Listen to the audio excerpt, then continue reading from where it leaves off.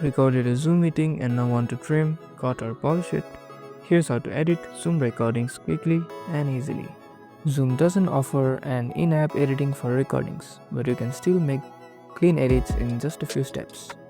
First, find your Zoom recording. If it's saved locally, go to Documents, Zoom on your computer. If it's saved to the cloud, go to Zoom.us, log in and head to the Recordings tab. Download the MP4 file to your computer.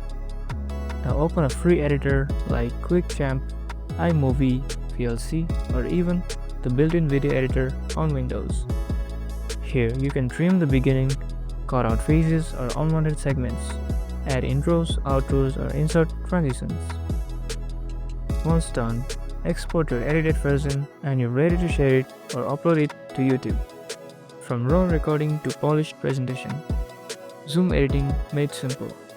Like and subscribe for more tutorial magic.